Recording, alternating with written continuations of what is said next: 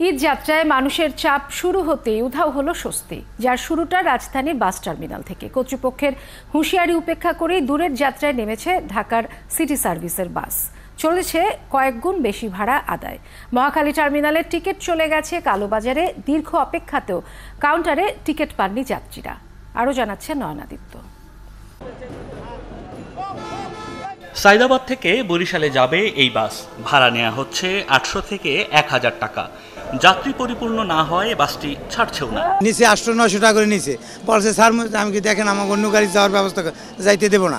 সকাল থেকে অপেক্ষা করতেছি, এখন তো অসুস্থ হয়ে গেছি আমি। অপেক্ষা করতে করতে বমি টমি দিয়ে আমি অস্থির, এখনো গাড়ি ছাড়তে আসে না। আর কত সময় ওয়েট করা যায়? যখন সচরাচর যাই 400 টাকা নেয়, কিন্তু আমার কাছে 800 টাকা যাচ্ছে। 400 টাকা ভাড়ার জায়গায় 2 টিকিটে আমাদের 1800 টাকা নিতেছে। বাস ছাড়ার আগেই উপস্থিত সাইদাবাদ বাস মালিক সমিতি। বন্ধ করে দেয়া হয় বাসটির বরিশাল যাত্রা, ফেরত দেয়া হয় যাত্রীদের টিকিটের টাকা। আরে গাড়িটা হলো গাছিয়া, তাহলে এটা বরিশাল যাবে, রাস্তা খারাপ যাবে, যাত্রীগুলো হয়রানি হবে।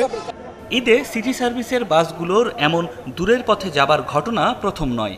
আবার সব বাসই আদায় করছে বেশি ভাড়া। তবে কেন এই বাস বন্ধ করা হলো? এটা করতে গিয়ে এখানে ফাঁকে ঢুকাই দিছে দালাল চক্র। টার্মিনালের এই অংশে বাস শ্রমিকরা ক্যামেরা দেখে সরে যেতে শুরু করে। মূলত এখানকার যারা পরিবহন সংশ্লিষ্টরা আছেন তারা চাচ্ছেন না আমি এই জায়গাতে বেশিক্ষণ উপস্থিত থাকি। মহাখালী টার্মিনালের টিকিট কাউন্টারের সামনে যাত্রীদের দীর্ঘ সারি, ঘন্টার পর ঘন্টা অপেক্ষা একটি টিকিটের জন্য।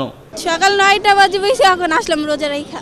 12টা 10-এ লাইনে দাঁড়িয়েছি, সো অলমোস্ট 1 ঘন্টা। এর রোদের ভিতরে অনেক হয়রানি হচ্ছে, কারণ গাড়ি না থাকার কারণে।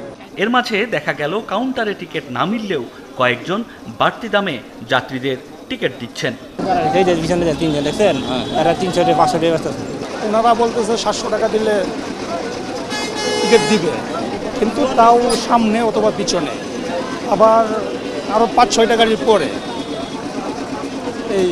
কিন্তু আমার মূলত এই মহাখালী বাস স্ট্যান্ডে যারা নিয়মিত যাত্রী এখানে ঢাকা থেকে ময়মনসিংহে যাতায়াত করেন তাদেরকেও এই ঈদের মার্কেটে এসে কালোবাজারের হাতে টিকিট কাটতে হচ্ছে। যদিও এসব ঠেকাতে মাঠে ছিল বিআরটি এর মোবাইল টিম। দুই পরিবহনকে জরিমানাও করা হয়। এবং অতিরিক্ত ভাড়া না দেওয়ার ক্ষেত্রে যদি ওরা ডিটারমাইন্ড থাকে এবং আমাদের এই যে তাকে অভিযোগ জানানোর বিষয়টা যেন তাদের মাথায় থাকে, তাইলে কিন্তু ওরাও মালিক পক্ষ এই সুযোগটা পাবে না, এবং যারা এর দুঃসাহস দেখাবে তারা কিন্তু এর কঠোর শাস্তির আওতায় আসবে। ভিন্ন চিত্র গাবতলী বাস স্ট্যান্ডে। দুপুর পর্যন্ত তেমন কোনো চাপ ছিল না।